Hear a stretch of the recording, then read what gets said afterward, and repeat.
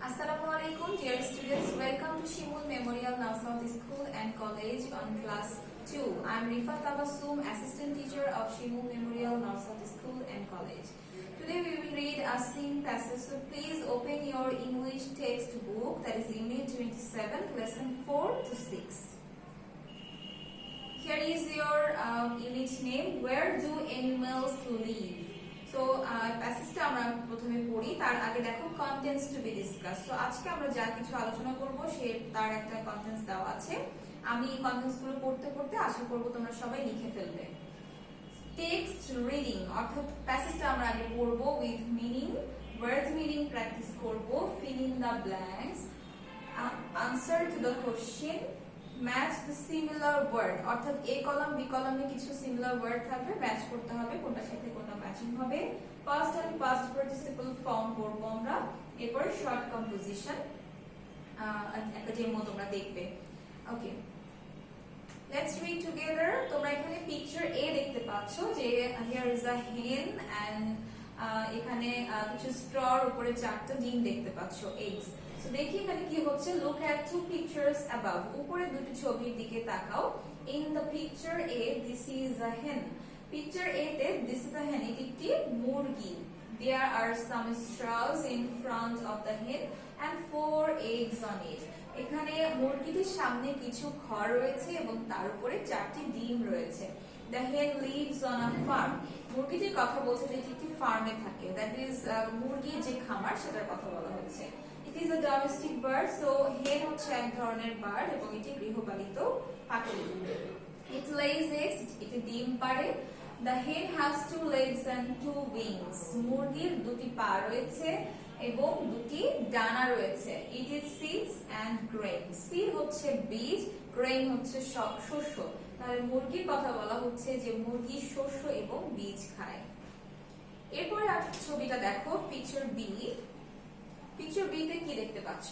এখানে একটা ফরেস্ট দেখতে পাচ্ছি আমরা। Here is a tiger and it is trying to hunt the deer. সামনে ডিয়ারটা দেখো দৌড়ে দৌড়ে যাচ্ছে। সো এই হরিণটাকে বাঘটা শিকার করার চেষ্টা করছে। সো প্যাসেজে কি আছে দেখো। In the picture B there are 2 animals in a forest. Picture B তে এখানে বনে দুটো প্রাণী রয়েছে। These are a tiger and a deer. এটা হচ্ছে একটি বাঘ এবং একটি হরিণ। The tiger is hunting the deer. So বাঘের কথা বলছে যে বাঘটি হরিণটিকে শিকার করছে। দেখো এটা প্রেজেন্ট কন্টিনিউয়াস টেন্সে রয়েছে। The deer has 2 horns and 4 legs. Horn মানে হচ্ছে সিংহ, যেহেতু এখানে দুটো হর্ন মানে হচ্ছে শিং, যেহেতু এখানে এটা দুটো শিংয়ের কথা বলেছে তাই হর্নের সাথে এস যোগ করা হয়েছে। এই জিনিসগুলো তোমরা খেয়াল করবে। সো হরিণের দুটো শিং রয়েছে এবং 4টি পা রয়েছে। It is an innocent animal. Innocent মানে হচ্ছে নিষ্পাপ অথবা নিরীহ। সো এটা হচ্ছে একটি নিরীহ বা নিষ্পাপ প্রাণী। It is grass, grain and plant. এটা কি খায় দেখো, ঘাস খায়, তারপর শস্য খায় এবং চারা গাছ খায়। The tiger is a wild animal. বাঘ হচ্ছে বন্য প্রাণী। It has also 4 legs and 1 long tail.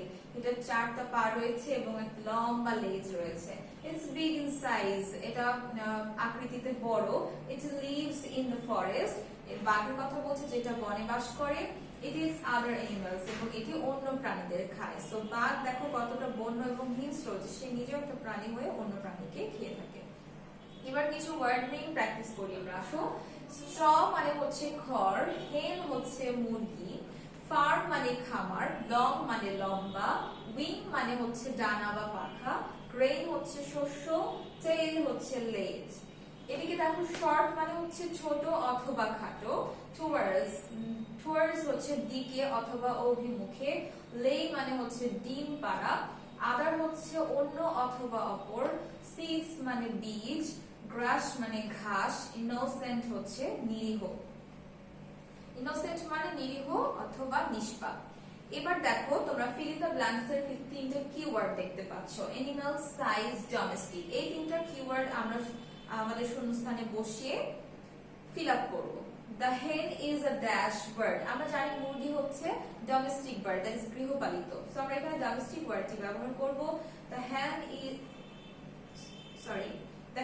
is domestic bird. দেখো নিচে আনসার দেওয়া আছে। The deer is an innocent animal. আমরা জানি হরিণ হচ্ছে নিষ্পাপ বা নিরীহ প্রাণী। সো আমরা এখানে animal প্রাণী ওয়ার্ডটি, প্রাণীর যে ইংলিশ ওয়ার্ডটি animal এটি ব্যবহার করব। So the deer is an innocent animal. The tiger is big in size. বাঘ হচ্ছে আকৃতিতে বড়। সো এখানে আমরা সাইজ ওয়ার্ডটি ব্যবহার করব।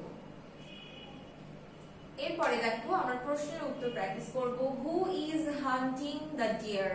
কে হরিণ শিকার করছে? আমরা প্যাসেজে দেখেছিলাম যে টাইগার হরিণ শিকার করছে। তাহলে আমরা আনসারটা লিখব কিভাবে দেখো? The tiger is hunting the deer. খেয়াল করো এখানে is hunting তার মানে হচ্ছে প্রেজেন্ট কন্টিনিউয়াস টেন্সে আছে। তাহলে আনসারও তোমরা প্রেজেন্ট কন্টিনিউয়াস টেন্সেই করবে। The tiger is hunting the deer. এরপরে দেখো who lays eggs? ডিম কে পারে? আমরা প্যাসেজে according to our passage the hen lays eggs, এখানে দেখো lays আছে, তো এখানেও তোমরা lays দিবে, অনেক সময় ভুল করে তোমরা lay দিয়ে ফেলো। এই বিষয়গুলো খেয়াল করবে। What does the deer eat? হরিণ কি খায়? হরিণ কি খায় আমরা পড়েছিলাম প্যাসেজে, ঘাস খায়, শস্য খায় আর চারা গাছ খায়। তাহলে আমরা আনসারটা দেখো প্রেজেন্ট ফর্মে আছে, প্রেজেন্ট ফর্মেই আমরা করব। The deer eats, এখানে যেহেতু does ছিল তাই এখানে eat আছে। যখন আমরা উত্তর লিখব does লিখব না, eat এর সাথে একটা s যোগ করে দিব। So the deer eats grass, grain and plant. এবার দেখো আমরা match the similar word in column A with column B. So column A তে কিছু ওয়ার্ড থাকবে, কলাম B তে কিছু ওয়ার্ড থাকবে। কলাম A এর সাথে কলাম B এর ওয়ার্ডগুলো কোনটার সাথে কোনটা অর্থ ম্যাচ হচ্ছে সেভাবে তোমরা ম্যাচিং করবে। প্রথমে ওয়ার্ডগুলো পড়ো দেখো। কলাম A তে রয়েছে পিকচার, দিস ইজ ছবি, লুক মানে দেখা, ফরেস্ট মানে বন, লিভ মানে হচ্ছে বাস করা, জঙ্গল মানে হচ্ছে বন, ডেভিল মানে হচ্ছে বাস করা, সি মানে দেখা, ইমেজ মানে ছবি। এটার আনসার তোমরা কিভাবে লিখবে দেখো দেখাচ্ছি। কলাম এর যে এবিসিডি থাকে সেটা ব্র্যাকেটের শুরুতে লিখবে প্লাস দিয়ে, তারপরে কলাম বি এর যে রোমান সংখ্যা যেটার সাথে ম্যাচ হচ্ছে সেটা লিখবে। লেখার পরে তোমার যে কিওয়ার্ড কলাম এর সেটা লিখে একটা হাইফেন দিয়ে কলাম বি এর যে আনসার সেটা লিখবে। তাহলে পিকচারের সাথে হচ্ছে ইমেজ, পিকচার এটার সাথে হচ্ছে ইমেজ, তাহলে আমরা এইভাবে আনসারটা লিখবো। লুক, লুকের সাথে হচ্ছে সি, ফরেস্টের সাথে হচ্ছে জঙ্গল, লিভের সাথে হচ্ছে ডেভিল। এবার দেখো আমরা কিছু ওয়ার্ডের পাস্ট এবং পাস্ট পার্টিসিপল ফর্ম দেখব। Present past participle, present past past participle, এই ফর্মগুলো তোমাদের খেয়াল করতে হবে। দেখো লিভ, লিভের পাস্ট টেন্স হচ্ছে লিভড, পাস্ট পার্টিসিপল হচ্ছে লিভড। এরপরে ইট, ইটের পাস্ট টেন্স হচ্ছে এট, পাস্ট পার্টিসিপল হচ্ছে ইটেন। তোমরা বানানগুলো মুখস্থ করবে যখন এগুলো প্র্যাকটিস করবে। লে, লের পাস্ট টেন্স হচ্ছে লেইড, পাস্ট পার্টিসিপল হচ্ছে লেইড। তো রান, রানের পাস্ট পার্টিসিপল হচ্ছে র্যান, রানের পাস্ট হচ্ছে র্যান, পাস্ট পার্টিসিপল হচ্ছে রান। এগুলো মুখস্থ করার নিয়ম হচ্ছে পাস্ট এবং পাস্ট পার্টিসিপল ওয়ার্ডটা বারবার যদি তোমরা উচ্চারণ করো তাহলে কিন্তু মনে থাকবে না। নিয়ম হচ্ছে প্রথমে আমি সিরিয়াল জানবো যে present past first participle. So word আমরা এইভাবে মুখস্থ করব।